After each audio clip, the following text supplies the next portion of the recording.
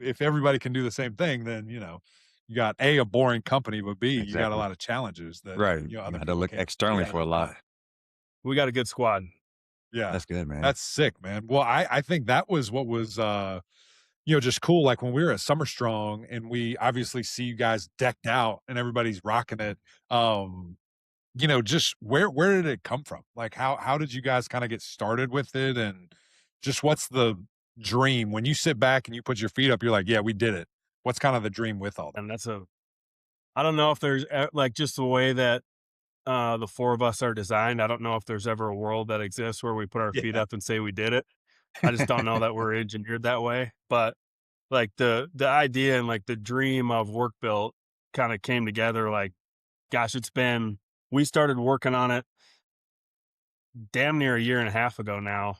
From like getting together in Bert's cave at Summer Strong to being like, hey, I think we should probably do something here. The initial idea behind it was kind of like coming from like the outdoor world as an athlete, combined with my life in the physical culture. Like we interact with so many elite professionals in that world, and we're always learning. The education level is so high. So my strength and conditioning knowledge and how I've applied that to what I do with bow hunting, just my life in general. Looking around the kind of the outdoor space, we were like, the level was just really low. The level of education and kind of what was available to that crowd of people. And the thing that really kind of got us fired up is that there's a ton of people who are like really willing, don't really know what to do, right? So I mean, they're getting after it. They're not really on any sort of periodized program, or I mean, they're just doing workouts, right? So that was kind of like the initial, like how it was born, is like let's come up with something for those folks. But then as we kind of started diving in, and just with the four of us, with Bo and his unique background, and Storms and his unique background, and Colton, like we all have, man, I think we could probably cover a lot more than just outdoor folks. So like Right. let's see what we can do. And so now we've kind of just turned it into kind of an all encompassing, we want it to be a global strength and conditioning company, and serve anybody who wants to live a strong life, basically. Yeah, that's gonna be so sick. So, like, Eric and I were discussing it and trying to figure out like how we all came to, get to know one another. But I met you at Summer Strong 2 years ago. How did you, Bo, Storms, and Colton get linked up prior to Summer Strong as well? I'll start with Colton because we met first. Um, I don't know how many years ago it was now. It's probably 6 or 7 years ago now. I had I had like 525 loaded up on the squat bar, and he was working the front desk at the gym I was in, and there was nobody else in there, and I was headed for a single. And so I just yelled up front, I'm like, "Hey, I need a spot." And so this kind of like stringy but jacked kid kind of walks over timidly, and he's like, "What am I supposed to do here?" I'm like, "Just stand there and make sure I don't die."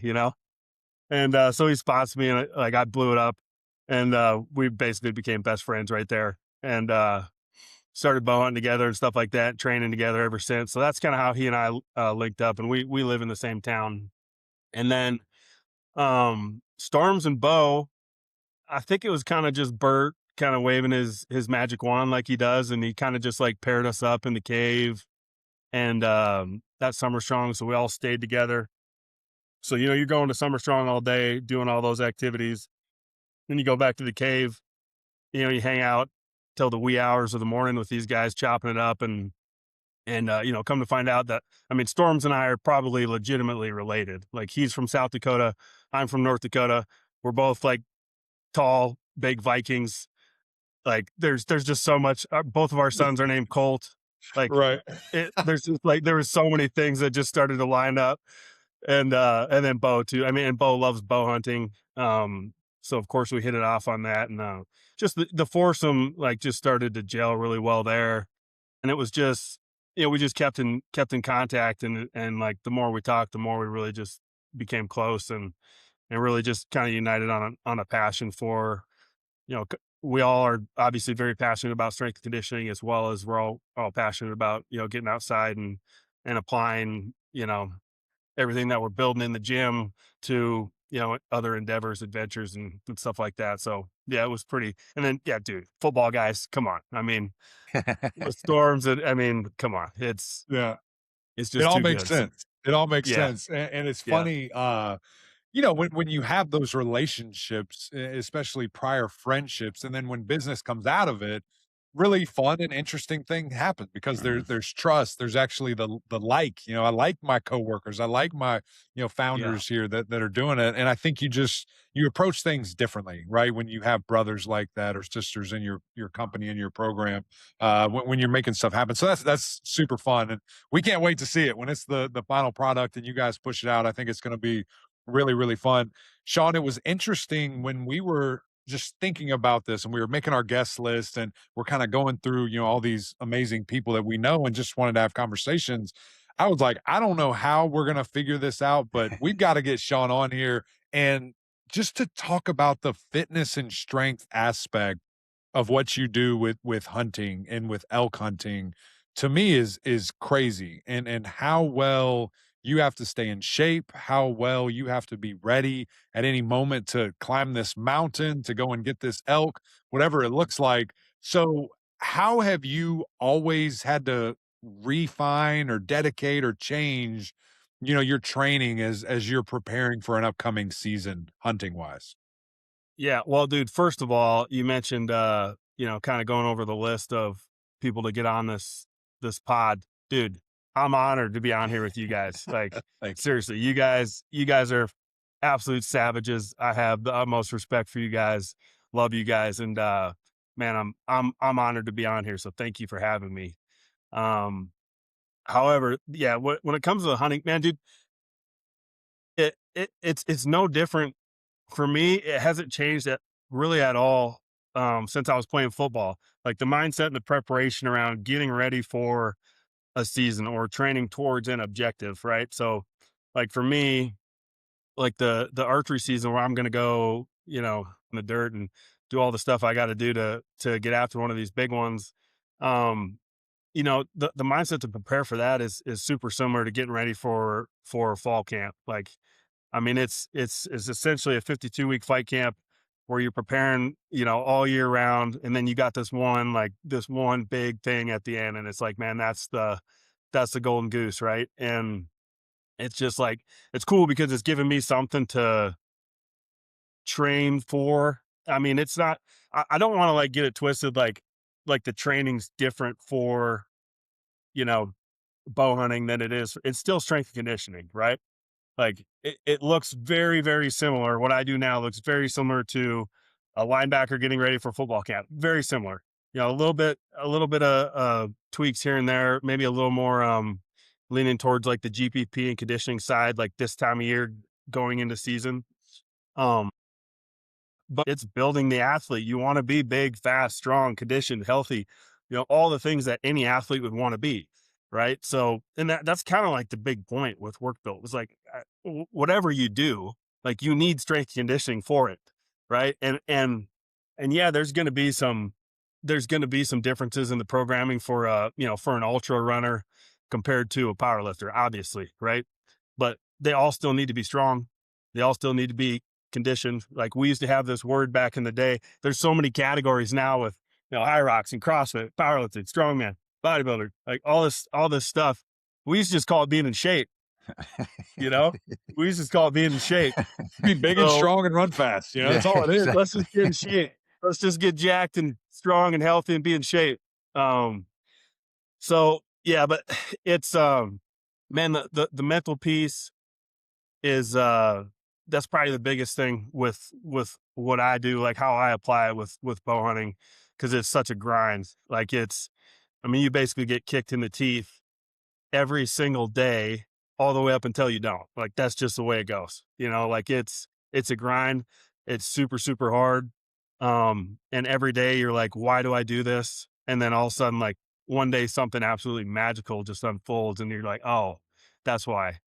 Um, so which I mean, you guys understand how that is. That's kind of everything we do, right? And like kind of the physical culture, right? It's all this like we take on these great challenges that we feel we need, and we put ourselves through like the craziest stuff for what, right? And then like maybe there's a little carrot at the end, but really like I think we just love the work, you know?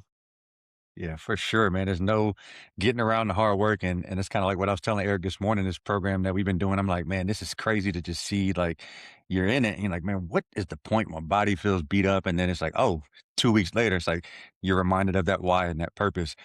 So, like going back to what you said about there being no difference between you training up for a big bow hunting season compared to like a college linebacker preparing for their season.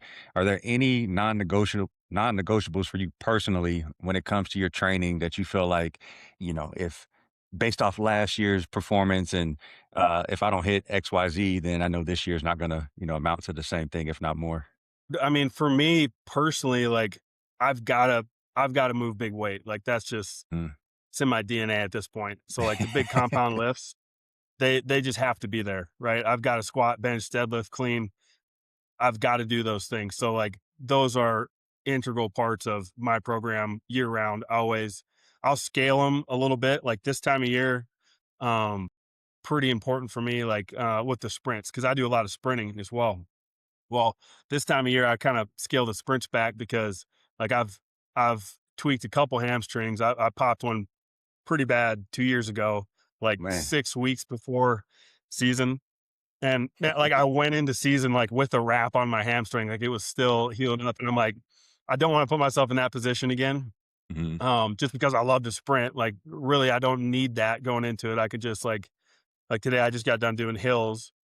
So I can take a little more of a moderate tempo, almost a tempo run and just hit hills and I can get plenty of work in and all the preparatory and doing stuff like hills, lunges, changing levels, carrying weight, all the different kind of GPP stuff we do, drags, all that stuff without like kind of the high risk, Yeah, hey, let's go exactly. sprint and Yeah. blow a hamstring Exactly. off I so think that's the hard part too. Like you said, is obviously, the older we get, it's just kind of like you want to get back to either continue to do those things that you just love and then you start like that risk versus reward. I'm just like, you kind of see what's really important. Cause I mean, you just hit that big power clean couple weeks, what, about a month or so ago, 380?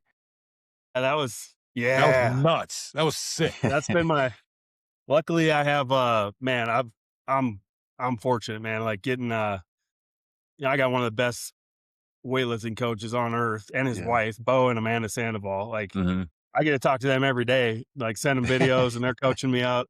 I actually went That's down to sick. Texas A&M earlier in the spring and did Bo teaches a class and calls the refinery, which is all like master's students there. And he takes them in the gym and he shows them like real world application. I mean, he coaches the coaches, right? So I got to go down there and be like the test dummy for that for power cleans, which was super cool. And I got to Heck learn yeah. a ton. And it's just like, how cool is that, man? I'm 40 years old. I've been a professional athlete. I've lifted my entire life. I'm learning so much still. It's just like I think it's incredible. So that's kind of been Yeah. my thing lately is the weightlifting though. Um, just because I'm like I suck at it, so I get to get better at it literally every time. Right. You That know? white belt Yeah, mentality. you suck at it for Yeah. sure, man. No way, dude. No way. Well, and I think that's the most fascinating thing that you are arguably the best, one of the best at what you do, and yet still you have the mindset of I can be better, I can learn more things, I can do this and that, which that's what I think truly separates the elite from people that are really good. Just because having that mindset, you're never going to settle. And you kind of joked about it at the very beginning with the company, but that's literally your DNA. And I think weightlifting, hunting, things of that nature, it's a never ending pursuit. Like there never is the final thing. There's always more weight. There's always more animals. Go get them. Figure it out. And there's different ways to kind of do things. I want to kind of swing this back a little full circle with the strength and conditioning. How have you found, kind of similar to Ike's question, but how have you found that that is a separator for you? Like something that you do that is so skill based. You don't have to be an athlete to shoot a bow, right? But you're a really good athlete that's really good at shooting a bow. How do you combine those two without messing the most important one up? Good. So a few years ago, I had a really unique opportunity to go do some stuff with Pat Payne, Sergeant Major. um, with his group, really elite military group. I got to go kind of hang out with those guys and spend a day with them and just kind of learn how they operate and how they do things and at the highest level, right? Like truly the tippy tip of the spear. And one thing I picked up from those guys is they have to prepare for literally everything. Like if the mission is no fail, right? Like failure is not an option. So they have to prepare for literally everything, every way possible, as thoroughly as possible before they can go do what they do and execute at the highest level. So I walked away from that thinking like, how can I apply that to my preparation? And so you're right. With bow hunting, it is really skill based, and there's so much to it that has absolutely nothing to do with strength and conditioning. And a matter of fact, some of the best hunters that have ever lived have never seen the inside of a weight room. Period. You know, but for me, I'm like that became in my wheelhouse of controllables. So if I'm going to prepare as thoroughly as possible and control everything I can control, then strength and conditioning became a huge piece. Obviously, that's something I can control. So like I know my body's going to perform how I want it to perform when I go do the thing, right? Right. And there is a ton of carryover in skill development. So, I mean, obviously, shooting a bow, it is a physical skill. It has to be repeatable. But like, man, having a strong upper back, having like excellent muscle memory, all the stuff that you build through your training, it does carry over into like shot execution. But even just the mindset of it, like when you're going to lock in for a deadlift, right? Like you have your cues, you have like you're mentally locked in, you're focused, like it's you in the bar and like there's nothing else going on in the world. Yeah. Then you execute your lift. It's the same exact thing when you execute a shot. Like as soon as I get on the string, it's like I'm getting on the bar. It's the same thing. So even just like Right. the mental reps of being able to lock in, being able to block everything else out and just focus on the task at hand, those things carry over so well and they relate so well to each other and literally anybody. I mean, we're gonna be doing some stuff with work built with some tactical type folks, uh, some professionals, and one thing that we can do is teach them how to carry over what we're doing in the weight room into their training, whether it be on the Yeah. range or their teamwork, stuff like that. So like it's a lot of the same stuff you see kind of over and over, right? And so that's just like I think it's just one of the really cool things about it. Yeah, I'm envisioning like a super badass video of Shawn wrapping his hands around a barbell, the bow being pulled back, and Right. just as he takes it off the ground, it just phew, there that arrow Exactly. goes, dude. It's just Do it. take the Get the hype promo. road going. If you want to Yeah. make that, give me a little credit, tag me, whatever. Come on, man. We'll come But on up there. We'll get it that's done. sick. Yeah, I think too, Sean, man, it's crazy. When the Thin Air documentary came out, I sat there and I watched it, and it's So just good, obviously, like we said, so good. we see what you do on Instagram, and we know you from just the interactions in person, but to sit there and just kind of see you in your element was just mind blowing because you see people go on these big excursions, these hunts, and everything like that. But I feel like, and I'm sure it's the same for you, Eric, is like we're able to relate in some way, shape, or form, whether we've done it or not ourselves.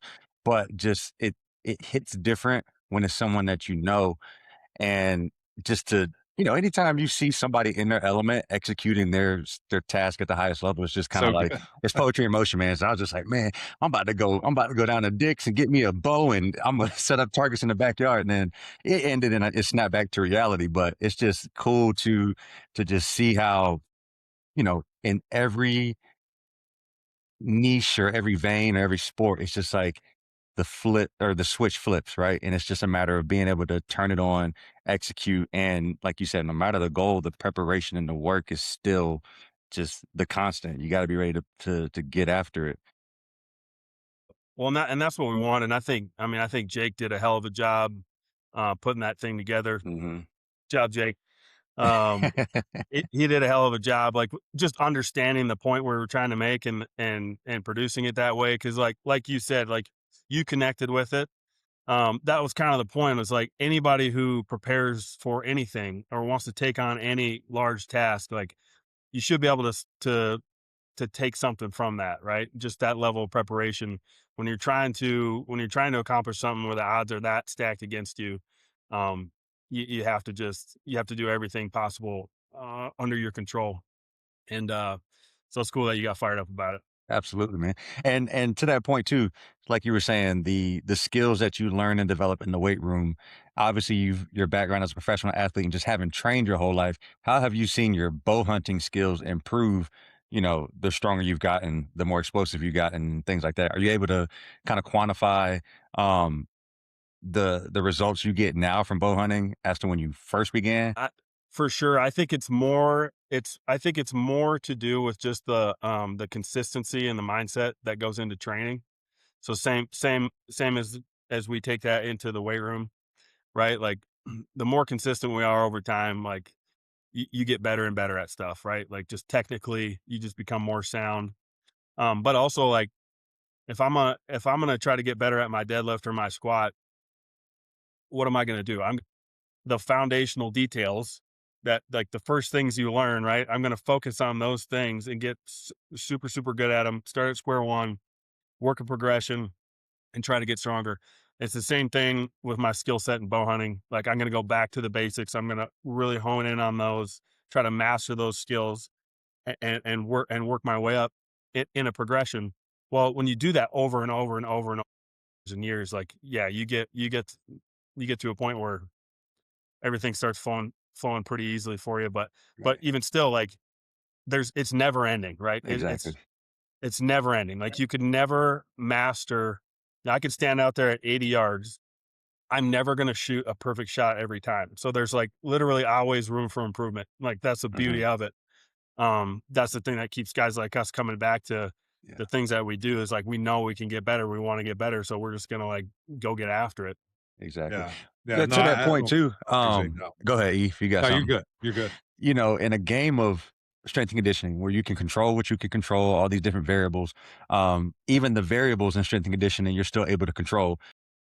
What do you do when you've got something like the wind, right? You've done all that you can to prepare, and then you come up to your hunt and everything, and just how do you navigate those uncontrollables when you're faced with them? Oh, that's where patience comes in. Hmm. You've gotta, you've gotta have some patience and some resilience to be successful in bow hunting, that's for sure, because there are so many things in that environment that can change or that can go work against you that are completely out. Gonna have to tip your cap to Mother Nature sometimes and, live to fight another day, like, that's just the way it goes, you know? Yeah. Um, Absolutely. that's kinda where the resilience and the mental toughness comes in because that Yeah. happens pretty much every day. Right. Yes. More Exactly. that's, like, the main thing that happens is something out of your control messes it Yeah. up, and you get back to it, and you just kinda keep focused on the task at hand and, keep working towards the goal, and fortunately for me, a lot of times it ends up working out, but it's certainly not Yeah. More guaranteed. often than not. More often than not. Those monsters behind you didn't just walk into your garage, I don't Right. think. Um but that's why we do this, right? Like that's why we put ourselves through hell and these tough workouts and these grueling sprint workouts, hill workouts, all these things because that mindset to get through that is going to translate to the field. It's going to translate to the workforce. It's going to translate to whatever you're doing. And I'm going to be ready. You're going to be ready. Ike's going to be ready when that moment happens because of, how we prepare ourselves. I want to, we've talked about the preparation, all these different things, and not to get super nuanced because most of our followers and listeners are fitness guys. They're probably like, what are we talking about hunting right now? But I do want this because I do think when it's that elite type of level. When you've got that monster in your sights, man, and you're getting ready to pull that bow, walk me through that, 60, 30, whatever seconds window of time that all that work is coming to literally an arrowhead, a spear point of execution. I mean, truthfully, that's the moment that I live for right there. Yeah. That's because that's where I I, mean, is it like, truly euphoric? Like what do you feel? What are you literally feeling body wise as that's happening? you're just tapping into flow state, man. It's no different than when you're on, like, man, when you're on, like, a big play, a third down that you guys needed to convert, where you just, like, you've trained your whole life for this moment. You're not really thinking that much, right? You're just operating, you're flowing, like, you've Exactly. already done everything imaginable to prepare for that moment, and it's time to just, like, you're alone in a crowd, it does not matter what the hell is going on around you. Like everything kind of just muffles out. And like for me, like I just like I call it just going off the cliff, man. Like if I go off the cliff, I'm in my own world. I'm like it's like the most special place. It's just like you control time, right? And when I'm operating in that zone, and it only happens like once a year if you're lucky, you know. But that's kind of the moment that you're searching for is to get in that space where it's chaos all around you. Bulls are screaming, like everything's just erupting all around you. There's all this stuff going on. You have to like execute this extremely difficult task, like within that environment. And you're not even thinking. You're literally just flowing through it and just kind Mhm. of like part of the environment. Yeah. It's beautiful, man. That's about all I can say. It's a beautiful How thing. did you get there though? Like, how long did it take? And how, because I'm sure the first time you have one of these monsters lined up, you're probably pissing down your leg. Like, what did it take to get to that? And maybe when? Like, is it the third one? Is it the 10th one? Like, what does that kind of look like? I would say I've had experiences where like that flow state period has lasted longer. In 2022, I killed a bull that I had followed for 52 days, and I killed him 9 miles away from where I initially found him. And when I got up that morning and went after him, like in the dark, following his bugle, just by sound in the dark, I was pretty much just in flow state for like hours. Like I was just moving, and it was insane. And I finally caught up to him. I saw him. That was the first time I had seen him in 52 days. And I'd been trying to catch up to him. So I just think like there's sometimes, and so I think that was like my sixth or seventh bull. That was like probably like the highest level of flow that I've ever gotten into, just because of like everything that had gone into that. And just to like to see him like finally appear and be like, damn, I found him. And then I killed him like 10 minutes later. Wow. And Jeez. but yeah, that was wild. But I'll say this, like I was not shook at all from my very first one. That one right behind me right there is That's my number very one. first. He's on the cover of Wow. that Yeah. magazine. That was my very first one. I literally just transferred how I prepared for football directly into how I prepared for bow hunting. And when I crawled up to that thing, like I was ready, like I was prepared. So like I've never really had the only time I really got like shook in a hunting situation was when I had my son Colt with me, and he was little, and we were hunting antelope, and he was like watching me, and I was like nervous as hell because I'm like I gotta do this right in front of Gotta him, lock in. Yeah. Yeah. and I'm like shaking, and I'm like, what in the hell is going wrong? What's going on with me right now? But I just like I wanted to make sure I did it right for him. Yeah. Um, but yeah, outside of that, nah, man, it's uh That's awesome. has yeah, it's grown over the years and developed over the years. Just like anything else. Man, so like E wanted to touch on how you feel before and during when you're going to pull that string. What is it like after the fact? You know you've kind of hit, because for me right now it's like when I explain to people, it's like you hit a big PR, it's over. Now what? And for me, the best way I can explain is like an out of body experience. Like you know you're getting ready to do it, but like you said, the preparation just allows you to flow, and then it's over. You just kind of like did that actually happen or did I dream it? Do you get that same feeling, after a big kill or anything like that? Like walk us through that.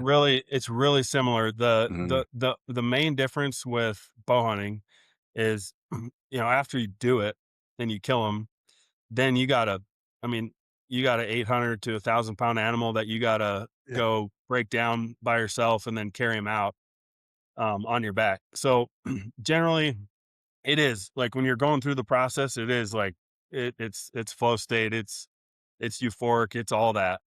It happens and they die, everything kind of like like calms down and like the reality sets in of what's happening. Um, but then I still like there's still just like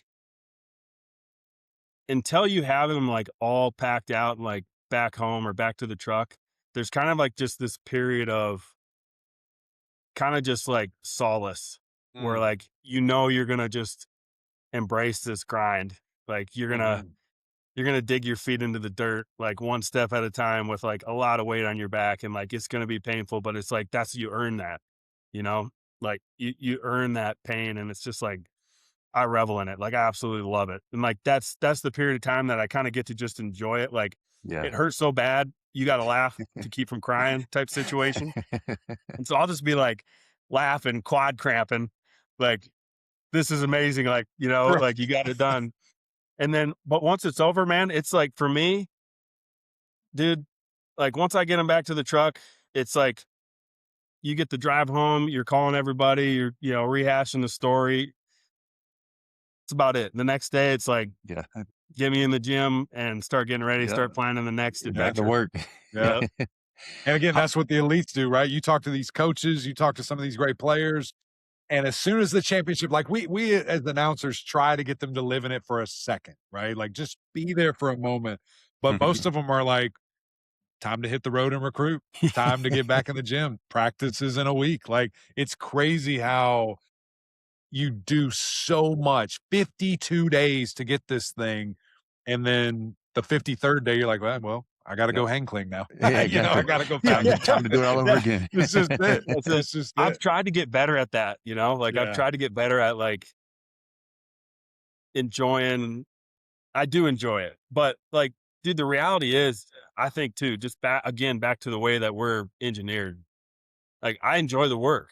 Like I enjoy getting back to work. So like, I'm not just gonna like sit there the day after and be like, oh, that was cool. And like, Yeah. just, I can't do that. I'm just like, I'm gonna get back to work. It's time to build towards whatever's next. And like, that's just how we're engineered, man. Yeah. No, I don't Absolutely. think there's any doubt. All right. The question that's been going through my mind as I see Bambi on the wall behind you there.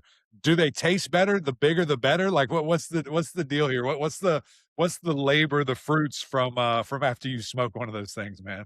Oh, unfortunately, the older No. and bigger they get, Oh no. the they get less less tasty. Appetizing? They're still Dang. good. Just leave it for the They're still wolves. good. Trust me. Leave it Like for the wolves. I get it. I get it. they're still delicious. We just I had half of the high school football team over here the other night for Come the on. Conor McGregor fight, which that ended up being a bummer. Um made elk burgers for all those boys.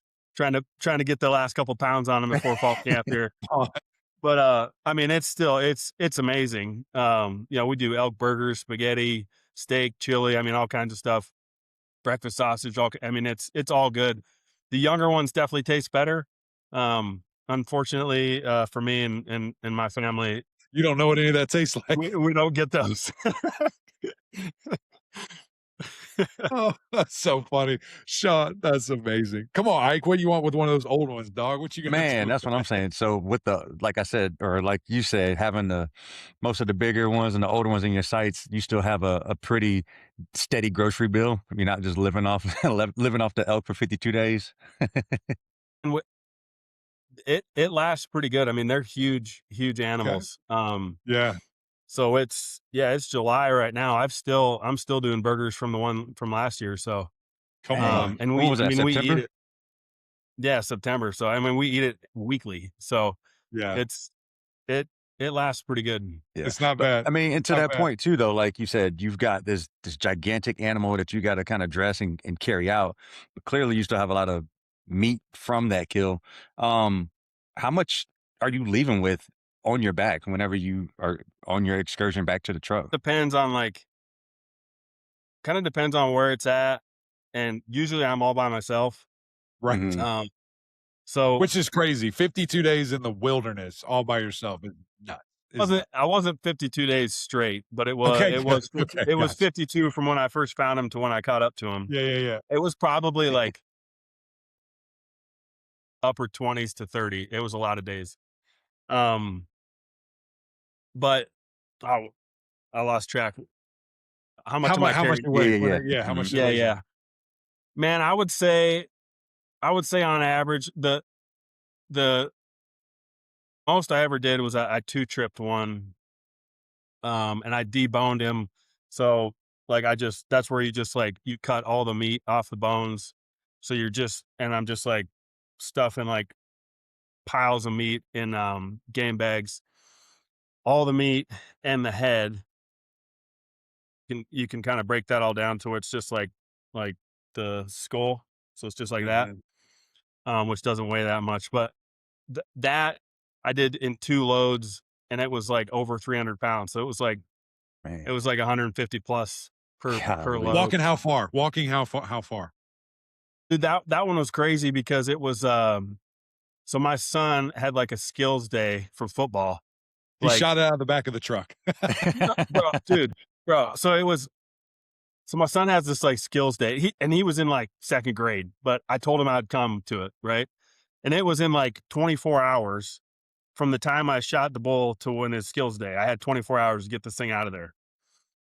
And it was like 6 miles round trip, but it was like in the 90s. It was super hot, and it took me 22 hours to get him out, and I made it to skills day, and I just like laid down in the grass. I was I was so I was so exhausted, but and like just dehydrated and like sick to my Yeah. stomach, and just like I was Hey, messed but you up. were But there. You kept your He was word. there.